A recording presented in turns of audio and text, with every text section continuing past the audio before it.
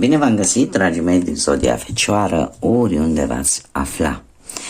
Azi voi face o lectură generală pentru sfârșitul lunii lui septembrie, mai precis cam de la jumătatea lui septembrie către sfârșit. Așa că dacă aveți soare, lună, Venus sau ascendentul în Zodia Fecioară, atunci această lectură este de asemenea și pentru voi. Desigur, nu pot începe această lectură înainte de a vă mulțumi și a vă spune că sunteți minunați, sunteți deosebiți, să vă mulțumesc pentru mesaje, pentru like-uri, pentru răbdarea de care dați dovadă, mai ales că în ultima perioadă lucruri strict personale m-au împiedicat să public așa cum mi-aș fi dorit eu, așa că mulțumesc tare mult atât pentru răbdare cât și pentru înțelegere și sunteți minunați. Sunteți minunați și vă mulțumesc din suflet. Și acum, haideți să vedem cu ce energie încheiați această primă lună de toamnă, luna lui septembrie. Haideți să vedem care este energia cu care încheiați această lună septembrie acestui an.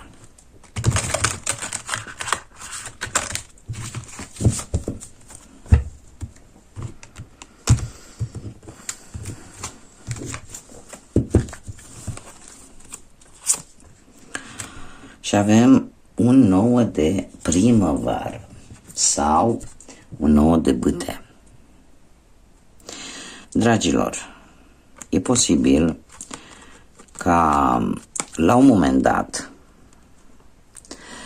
să fiți foarte aproape de a termina un proiect sau de a rezolva o anumită situație și ceva să intervină. Ceva să intervină brusc. Nouăle de bâte în general sau 9 de primăvară îmi vorbește de provocări sau posibile obstacole care te vor întârzia, dar energia trebuie să fie una de foarte determinată, de a nu renunța și de a merge înainte, indiferent de obstacolele care ți se vor pune. De ce? Pentru că ești pe un punct de putere, da? Ești aproape de final, de finish, da? Să rezolvi o anumită situație. Chiar dacă vor mai apărea ceva întârzieri, nu trebuie să te lași și trebuie să mergi înainte. Haideți să vedem ce ne spune și tarotul, ce energii, mesaje, sfaturi vin pentru voi, dragilor, în acest final de septembrie.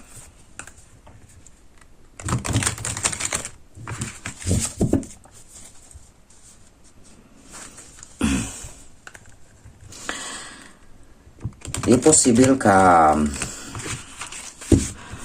situațiile care cumva te vor întârzia un pic vor aduce schimbări importante într-un viitor apropiat. Da? Așa că nu vă lăsați și dacă planul este unul bine pus la punct sau situația este aproape de finalizare, indiferent de ce piedici vi se vor pune, trebuie să mergeți înainte. Haideți să vedem ce avem. Avem un 2 de monede, un 2 de monede, o regină de monede, moderația, forța și un paj de cupe. Haideți să le aranjăm un pic. Bun, situația actuală cu acest 2 de monede îmi vorbește de acea necesitate de a avea un echilibru. Și asta cam pe toate aspectele vieții. Aș zice că ar trebui să acordați atenție în special la ce este important pentru voi, în mod deosebit. Da, să le luați prin eliminare, să nu încercați să faceți, sau poate în acest moment sunteți în situația în care parcă ați vrea să faceți așa mai multe lucruri dintr-o dată, dar înțelept ar fi să vă axați strict pe ce este mai important pentru voi. Doiul de monede de asemenea îmi vorbește de adaptabilitate. E posibil să fie apărut niște schimbări destul de importante în viața voastră și să fiți în perioada aia în care trebuie să vă adaptați unei noi situații sau unui nou loc, da? Unei noi locații. Dacă vorbim pe partea muncii, ar trebui de asemenea să fiți foarte atenți, să nu vă lăsați, să zic așa, corupți. Îmi cer scuze. Să nu vă lăsați corupți de alte aspecte la locul de muncă, să stați acolo axați pe ceea ce aveți de făcut. Și aș mai spune că dacă sunteți în căutarea unui job, luați-le decât acele oferte care într-adevăr au un sâmbure de realitate, au ceva palpabil. Da? Dacă vorbim de bănuți, se pare că ai făcut o bună investiție, posibil unii dintre voi, și cumva încercați să fiți un pic mai atenți așa cam la ce bani vă intră și cam cât cheltuiți. Dar să încercați, sunteți într-o fază în care încercați să echilibrați un pic partea asta financiară. Dacă vorbim de dragoste, doi de monede vine cu un pic cu anumite carențe, anumite lipsuri, mai ales pentru cei care sunteți în relație. De ce? Pentru că parcă, nu știu, petreci un pic prea puțin timp poate cu perechea ta. Cumva relația nu este foarte prioritară pentru unii dintre voi în acest moment. Iar cei care sunteți singuri, această carte vine cu o întrebare, ca să zic așa.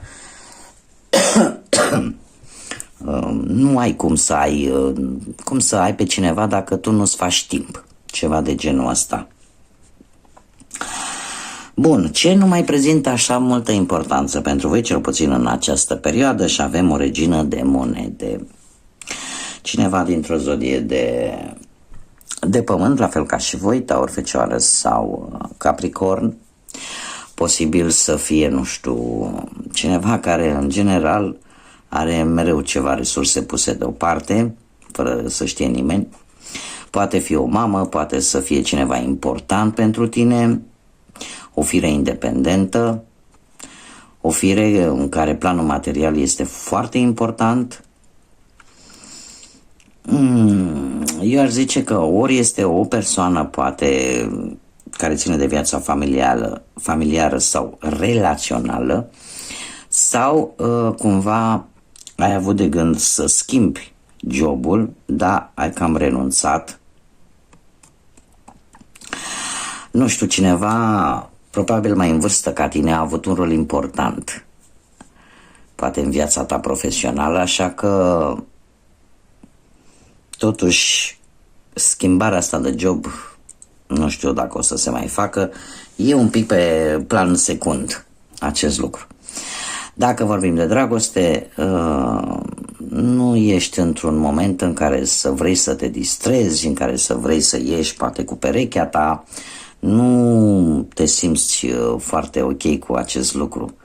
Exact cum bine am văzut, parcă nu-ți faci timp pentru relație. Ești preocupată de cu totul alte lucruri. Iar cei care sunteți singurei, în acest moment se pare că nu mai ești atât de disperată să atragi pe cineva în viața ta. Pentru că ți-ai dat seama că ai destul de multe calități, în așa fel încât tu să atragi persoanele către tine. Mergem mai departe. Ce vine către tine în acest sfârșit final de septembrie? Și avem moderație. Vine un echilibru. Moderația, semnul Săgetătorului, poate rezonează cu cineva dintre voi, care ne vorbește de un echilibru, de răbdare și de acea capacitate de a te adapta, cum bine am văzut, la noi situații, la noi locații.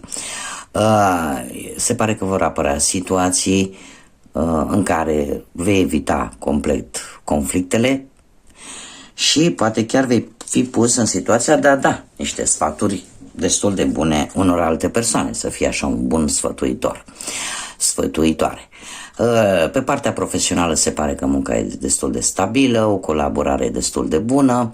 Pentru unii dintre voi pot apărea la nivel profesional anumite contracte, anumite înțelegeri, iar dacă vorbim de bănuți, se pare că finanțele vor fi destul de echilibrate. Într-un final se vor echilibra. Iar dacă vorbim de dragoste, fără să vreți, va apărea acea nevoie de a sta împreună. Și atunci apare acel sprijin pe care îl dați unul celuilalt. Iar dintr-o dată, așa, către sfârșitul lui, că am văzut care e situația actuală, către sfârșitul lui septembrie, chiar și cei singuri vor simți mult mai acut acea necesitate de a fi lângă cineva, de a avea pe cineva lângă ei. De ce anume trebuie să țineți voi cont? Și avem forța al semnul leului. Trebuie să țineți cont de faptul că cumva se poate rezolva o problemă atât la nivel profesional cât și la nivel, cum să spun eu, material, dar folosiți-vă aptitudinile, abilitățile pe care voi le aveți, acea putere de comunicare, de convingere, de... Știu că sună un pic urât,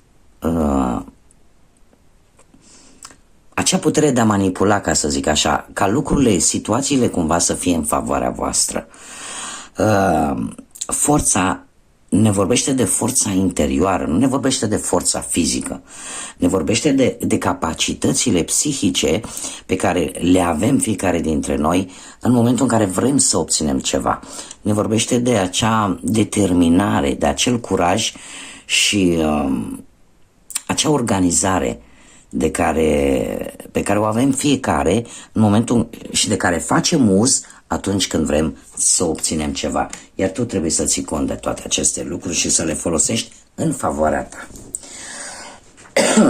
Mergem mai departe. Ce este necesar să știi? Avem un paș de cupe. Este necesar să știi că veștile bune vor veni. Trebuie să ai mai multă încredere în tine, trebuie să, cum să spun eu, să încerci un pic să fii mai romantic, să-ți dai frâu emoțiilor. În general, zodiile de pământ sunt foarte axate pe viața asta terenală, pe partea asta materială și de multe ori poate uitați să fiți romantici, poate uitați să simțiți anumite sentimente, anumite lucruri care până la urmă ne trebuiesc și aceste lucruri, da? Pentru că ne fac bine.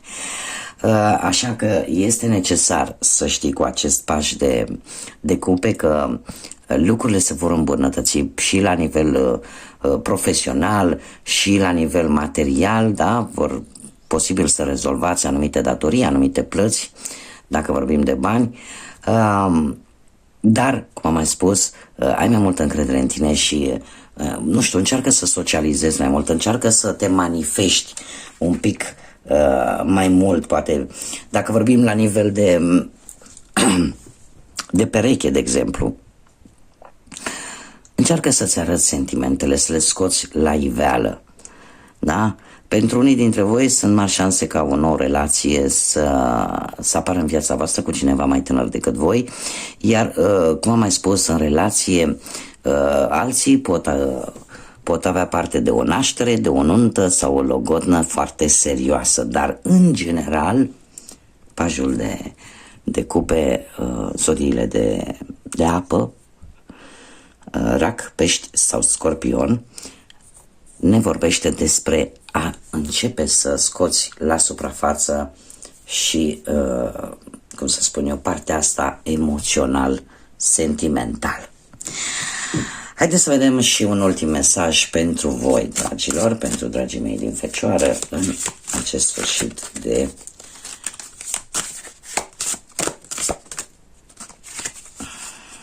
septembrie. Un mesaj, te rog.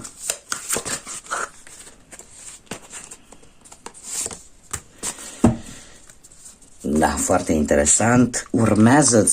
Urmează drumul sufletului tău și nu lăsa ca nimic să te oprească. Și avem aici un frumos cerb și aș spune că e o lună plină. Dar avem numărul 2, ce să vezi? Un număr 2. care îl avem și în lectura de tarot.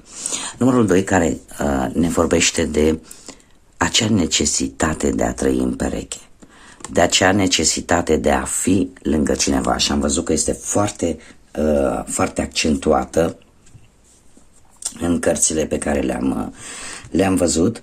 Așa că urmează-ți drumul sufletului tău și nu lăsa ca nimic să te oprească. Este în același timp un îndemn de a nu renunța, de a nu te lăsa și, sincer să fiu, nu știu dacă sunt fecioarele chiar așa de dălăsătoare. În general știu că sunteți foarte fixiști, ca și zodie mă refer, sunteți foarte atenți la detalii și chiar și atunci când intrați poate într-o polemică cu cineva, o faceți cu toate informațiile asigurate, cu toate informațiile pe care voi le dețineți. Dar totuși trebuie să vă faceți timp și pentru suflet și pentru partea asta emoțională, nu doar pentru partea rațională sau partea logică. Da? Faceți-vă timp, pentru că probabil că e o perioadă în care e un pic mai necesară. Și cum bine am văzut, apare totuși o pace, un echilibru. Dar ca să apară această pace și acest echilibru, nu, trebuie să fim echilibrați atât, să echilibrăm și viața profesională și cea materială, dar și cea sentimentală. Bun, dragilor, aceasta a fost lectura pentru acest sfârșit de septembrie. Încă o dată vă mulțumesc din suflet pentru simpla voastră prezență, pentru comentarii, pentru like-uri, iar pentru cei care sunteți pentru prima oară pe acest canal, nu ezitați, lăsați un like, un comentariu, abonați-vă, activați notificările să fiți la zi cu lecturile care eu le public și sper din tot sufletul să ne vedem cât mai des posibil aici pe canal, în această frumoasă comunitate pe care am construit-o de un an de zile, această comunitate a florilor de lotus. Zicând toate acestea, vă mulțumesc pentru atenție, vă doresc să aveți un sfârșit de săptămână, chiar și de săptămână, dar un sfârșit de septembrie cât mai liniștit, cât mai plin de vești bune și de multă energie pozitivă. Până data viitoare când ne vom revedea, să fiți iubiți, dragilor!